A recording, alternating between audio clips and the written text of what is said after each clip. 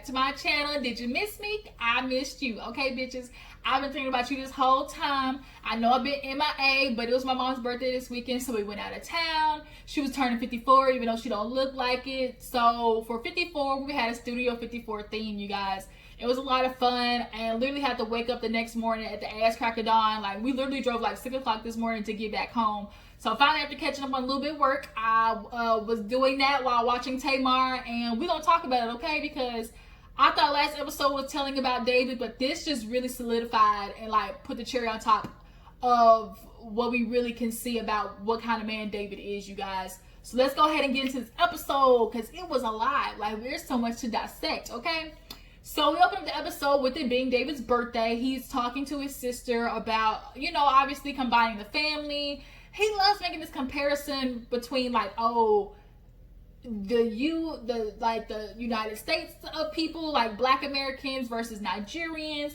Oh, Nigerians, like when you marry the family, when you marry the person, you don't just marry the person, you marry the family, and we take that so seriously, and we don't even waver on our faith. And it was like, I think around any culture, like, you know, oh, I don't just marry the person, like we marry their family. I think that's just kind of like a universal thing. And even though you might be Nigerian, there are some Nigerians who marry people that maybe their family don't agree with and don't get along with. Like, that's any culture, but he keeps making these comparisons. And I think it just has a lot to do with just like that hostility attitude sometimes that, you know, people in African culture have. I don't want to stereotype it, but a lot of people say this. Like, a lot of people talk about how people of Nigerian, Haitian descent can carry this air about themselves, like they're sometimes better than people, or their opinion carries more weight, because they say just because you say with more conviction and, you know, passion doesn't mean it's right. Like, it's definitely one of those situations. But nonetheless, you know, the sister's concerned, like, oh, because they're talking about, wavering their faith or whatever, like the whole Goli situation. She's like, is Tamar gonna be ready, you know, to be a part of this family? Because we're very honest people, we're opinionated, and it's like, well, Tamar is too, so bitch, y'all should get along on that part. So later on the day, David gets ready, looking like a goddamn fallen angel from heaven, had his whites on, walked through the party with like his cousins, I think his cousins and brother and his mom. And the house looked good. Like, Tamar could throw a party. She turned that house into something all right, okay? Came in, had the ice luge or whatever, had the dessert table, the casino table. Like, it was on and popping. So he finally gets around to downstairs to see Tamar down there getting ready. While she's getting ready, you can see him playing with Logan. He's really good with Logan, you guys. Like, I can see like what his connection is with him, and they have a very good friendly relationship. And I can't stand the man, but he is good with Logan. So while that's happening, Tamar is getting ready, and Goli is upstairs just not wanting to be here, or like in the other room getting ready, and just like, she just like does not want to be here. She's like, the only reason I came is because Tamar like begged me to come. And she's like, it's going against everything in my intuition. My gut is telling me to flee this bitch, exit stage left. But a part of Goli is in also protection mode of Tamar. Like, she is trying to be there for her, for one, when that enlightening comes, and two, to kind of like keep David a little bit more at bay, because his energy is fucking up the whole process, okay? It's like, David, you just don't let the magic happen. Like, can you let Tamar get her creativity, get her juices flowing, her chakras in line and shit? Like, just because you don't get it, like, it ain't meant for you to get. You talk about the goddamn Bible and such. I always remember the goddamn Bible said, lean not into your own understanding, nooka, okay? So while Goli's like kind of dreading it, Tamar finally gets ready.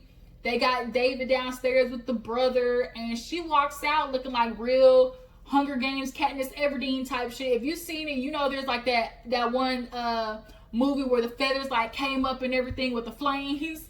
But Tamar looked good though. You know, her and her little flapjack titties was taped down. And David, of all things, like, the first thing you should have said was, you look great, babe. But no, he hit her with the, oh, you look, what's that older woman's name? Tamar's like, older woman? Like, let's try this again. She walks back and he's still trying to figure out this goddamn woman's name. Oh, it's the Dela Cruz, Dela Reese, whoever the freak that is. Y'all jump in the comments and let me know.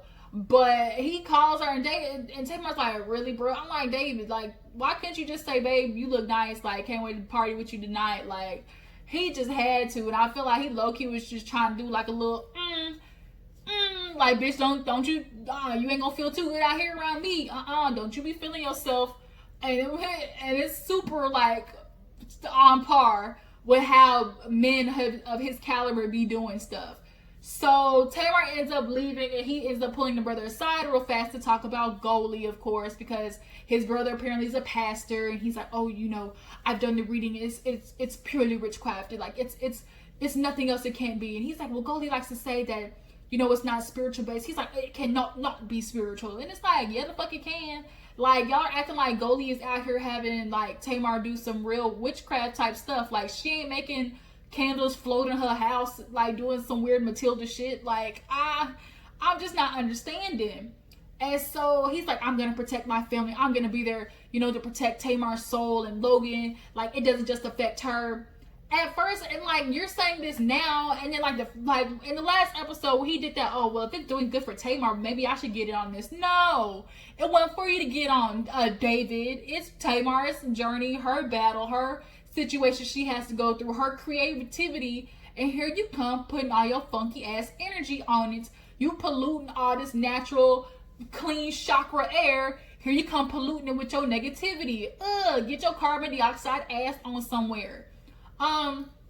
So now the brother's like, I have no problem confronting Goli if I need to. And it's like, bruh, you don't even know all the information. You're just getting from what your brother is telling you. And like, they're not doing nothing special. Like, David, you can't tell me that you don't remember any of your dreams. Like, never. Like, not one. Everybody remembers a dream. Like, it's your subconscious speaking half the time in your dream. So when you wake up, you'll be like, dang, that was a crazy dream. Like, that was weird. Like, all Goli's doing is having Tamar write her dreams down and just discussing them. Like, that's it. She's not telling her, oh, you're going to dream this tonight. I'm going to make you have this dream. Or, oh, be prepared for this dream to come up and you're going to fight it in this way. Like, it's not anything like that. Like, all of this is really like Goli following the lead of whatever person, you know, she's working with. So after that, they go into the party. They're going off. Tamar is, you know, with Goli saying hi. And I think the dude's name was like AB or something like that. And she's like, oh, you know, this is Goli. She does amazing work. She's helping me right now.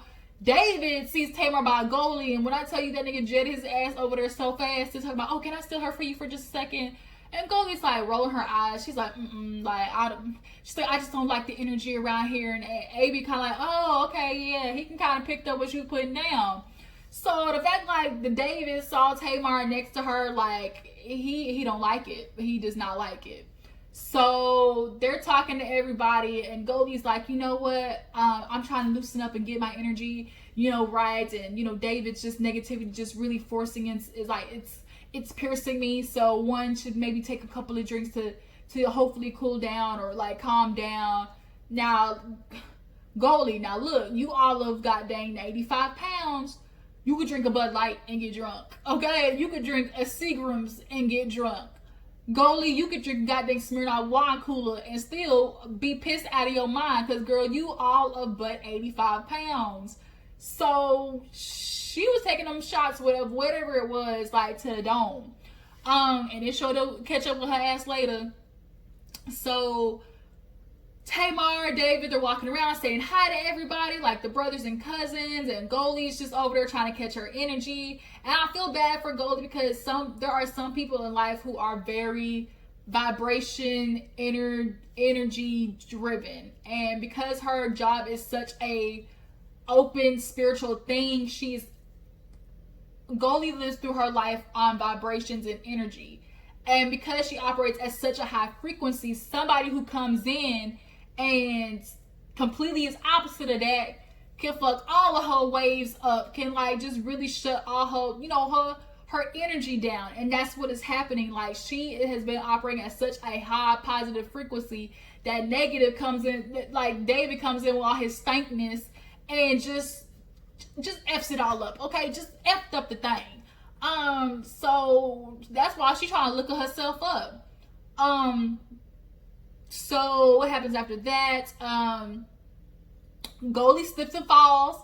It's like, Goli, you can't do that, girl. Like, you nimble, like, you brittle. You might have a little bit of that, what's that stuff called? Osteoporosis or whatever, like brittle bones and, vitamin D deficiency, vitamin C and D deficiency. Like, girl, you can't be falling like that, Goli. And so Tamar is kind of realizing that Goli's kind of off to herself. She's not really like talking to people. Her energy is off. So she ends up talking to Michael. Oh, but before that, we see David do some real shady shit, like try to introduce her to people. Goli, he's like, oh, this is a great lawyer. He's super busy. Here's my friend Goli. She's super great. She's the best at what she does.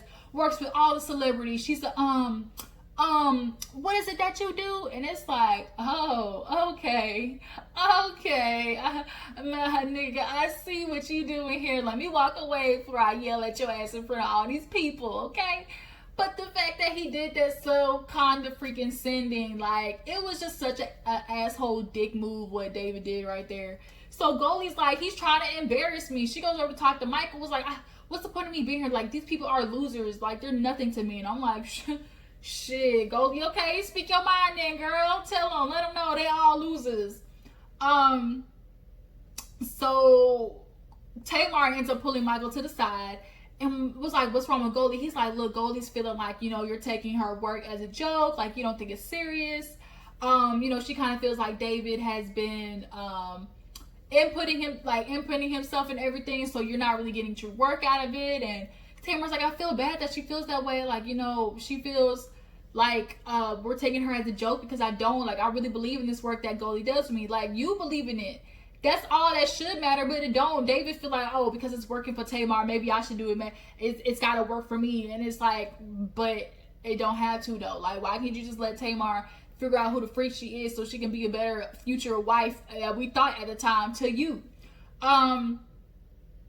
So she was talking about how she doesn't want Goli to feel that way. And Michael's like, yeah, she kind of feels like, maybe David made you apologize or, kind of made you feel like you should take the blame, which he did. Like, we saw that phone call where he's like, you don't want Goli to look bad on TV. Like, I don't want you to carry that burden. Like, what this could do for her. Like, I don't want you to, ruin Goli's career. And it's like, okay, you put her on her that time. And then here it is again.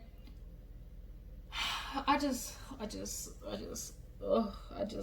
you, Tamar, I don't know how you do it, bitch. Like, keep choosing these same men and you're gonna get the same result, okay? Definition of insanity. So as she's talking to Michael, David comes in after finally trying to find her, walking around the whole damn party. Oh, what are you doing in here? She's like, oh, I was just talking to Michael. Like, it's hot out there, it's hot. And the fact that she couldn't tell him that, she just wanted to have a sidebar with Michael and talk about Goli, like, she knew, like, don't bring her up, basically, or I get you weren't trying to ruin his birthday party, but it just kind of seemed weird that she knew, like, she just switched up real fast, like, oh, I'm just hot, and I said, like, oh, we need to have a private station real quick, I'll be out there. So he's like, oh, let's stick together, okay? So he's, like, holding her hand. I'm like, David, why the freak does Tamar got to be all up on your ass cakes? Like, she can't move around the party, be by herself, she the host. She's supposed to walk around mingling and whatever and whatnot. So, they end up going to the back and she's eating and it's like, man, I'm tired. I was tired, boss. Like, I can't do this no more. I'm 42. I'm ready to put my eyes closed and go to sleep. David's like, but we still got guests out here. Like, he's like, are you tired or are you drunk? Which one is it? And she's like, man, I ain't drunk. Man, I only had 2 glasses of champagne. This one I knew David was crazy. He said you had 3. Wait a minute, you keeping track of drinks more than I know? Like, why do you know that I had 3 drinks of champagne? Why? If I want to get drunk, I can because I'm 42 goddamn years old. And if there was ever a place to be okay getting towed up, it's your own house because okay, shoot, if I get too drunk, this is my toilet, I can throw up into it. Or if I want to take a night, go to sleep, I can put my pajamas on, walk my ass downstairs, and go to bed. Like, if there was ever a place to get lit, it's at her own goddamn house. So he, right there, when he pulled that, you had 3 type shit, I was like, Tamar, run. This is some snapped, like, crazy Lifetime movie type shit that David is acting like. And he gets to real manipulative again when they sit down in the little couch area and she's talking about, I'm tired, like I've been doing stuff all day, which she has. She's been helping you for the past week with the birthday. So he's like, oh, so what do you want to do? You want to tell my friends to go home? You invited them, you know, mostly these, I mean, there's some of your friends, but this mostly my friends and family. Like, we can tell them to go home. That's fine. Like, we can go out there together and tell them, like, you know, the party's over, we're done. And it's like, wait a minute. She's like, you gonna put 20 on 10 like that? And so the fact that he did that is just very, very telling about how he operates in his relationships with it, which is, I'm gonna make the situation larger, put it on you, and like circle it back to you. That way, when I walk away and do this leave of energy type shit, here you come chasing me, trying to fix it. And that's exactly what happened. Because he's like, oh, you know, it's fine. Like, I'll go out there by myself. You want to sit here? She's like, nigga, didn't you just have a big ass bowl of jollof rice in there enjoying your time in the back kitchen while everybody was outside enjoying their time? First of all, it's a whole casino table. It's people out there mingling, talking to each other. Like, they would have been okay without y'all for 30 minutes, all right? But he walks away and Tamar goes searching for him. And it's like, no, Tamar, don't do it, bitch. Like, what? You fell right into the trap hole. You fell right into the trap. Where's David, Papa? Like, she went after him like a lost goddamn puppy. And I always think of that movie. Is it called Two Can Play That Game? Or the one that had Morris Chestnut in it and Vivica Fox, where at the end he like comes to her house and like transfer energy or something like that and then walks away.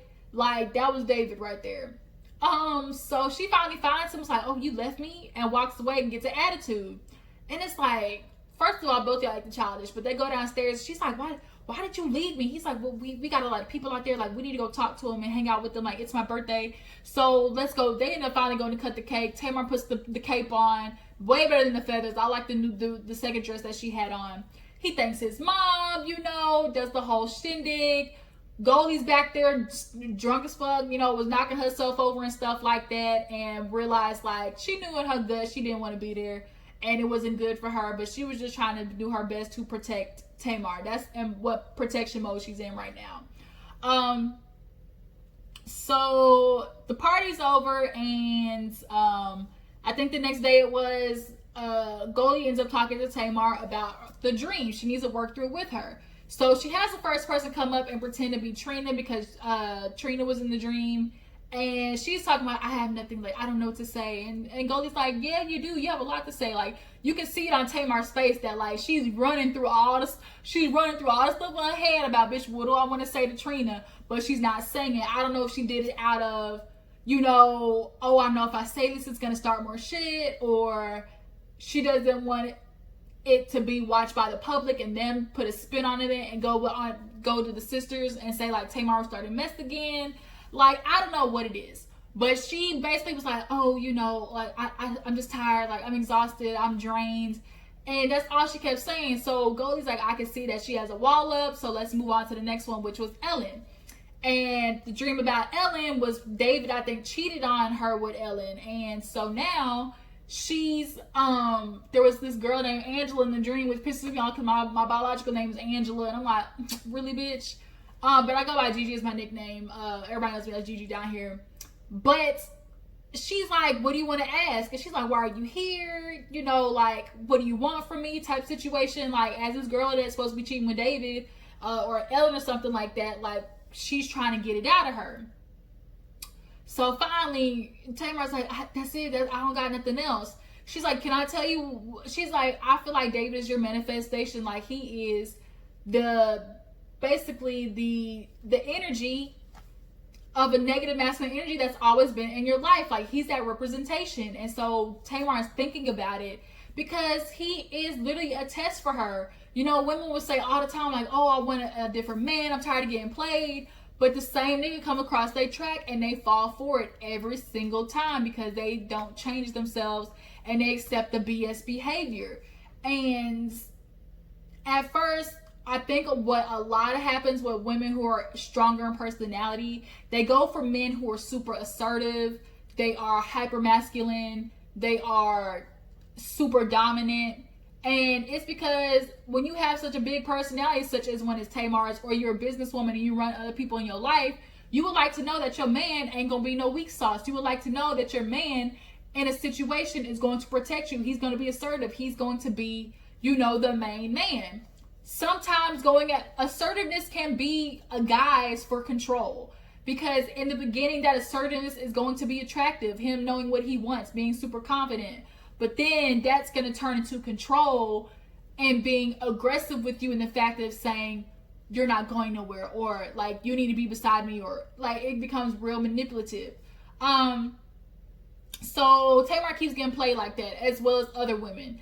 So she's thinking like, damn, that's deep. And so now she gets a call from the mom for Logan to be the ring bearer. He says no. I think he just can tell by the fact that ain't none of his aunties been by the house. He can pick up on the fact that maybe mommy don't want me to be no ring bearer for somebody who ain't visiting me and I don't know how goddamn long. So then they end up coming back and get a call, and then some little big muffin top dude talks about how, Joseph in the dream, like, he was able to tell his family about all the dreams before they happened. Like, he was dreaming before it happened while it was going on. So it was like, let's read the Bible. Tamar pulls out Bible and started reading it. Guess who started calling? The devil himself. He like, I'm ready to sit down with Goli. And it's like, first of all, big dude, why didn't you bring this up to Tamar for her to or Goli for her to combat David when they had to sit down? Secondly, it's like, here you are want this conversation because I need to know the source.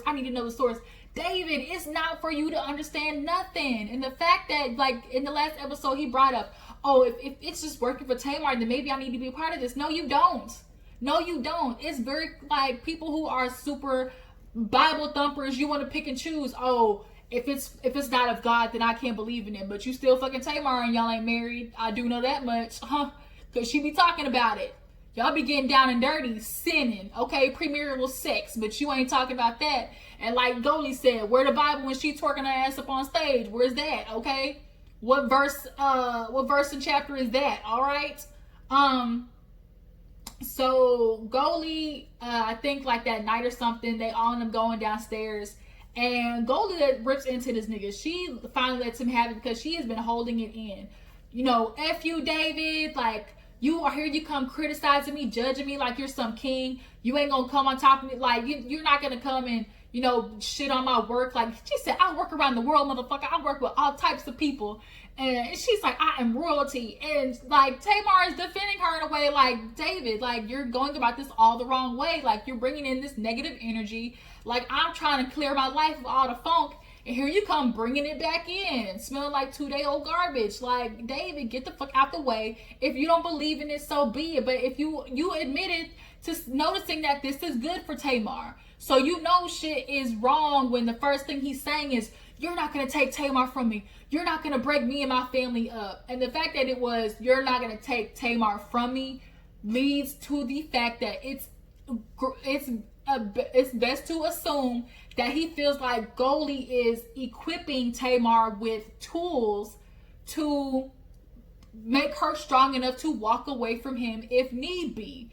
And he don't like that, okay? Goli knows that she is building all types of armor for Tamar, and David cannot do anything about that. What is it? You're not going to take her from me. You're not going to split my family up. Quit bringing Logan into this equation, first of all. He keeps bringing Logan in because as a mother, he knows that's a pain point for Tamar. Because any mother, if they hear something about how it could possibly affect their child, most times are going to reconsider the action. So the fact that Tamar was like saying like, David, stop, you're not being, fair. You're being super negative about it. All of a sudden we hear David, and Goli's like, F you motherfucker, this is my work. I don't do I'm not no scam artist, and you're gonna call it witchcraft. Big dude upstairs, I heard witchcraft. It's time for Goli to go. So they gotta go downstairs to check because they hear something go boom, boom, boom. And I think what happened was either Goli was trying to walk away and he probably grabbed her to pull her back. How somebody walking away, you kind of grab the arm and spin him around. I think he did that. I don't think he put his hands on her, but the way he was in the confessional talking about, what's the word I'm looking for? Because they're heated. He's like, no, not heated. Well, I guess you could say heated. I think he was trying to pick a word that explained the situation, but still didn't make him look bad. He's so calculated.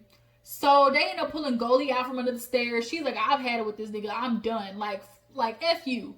Like, she said, nigga, you in finance. How about if you go worry about these hedge funds and let me and Tamar do the work, okay? It ain't got nothing to do with you. When she said that, that junk killed me.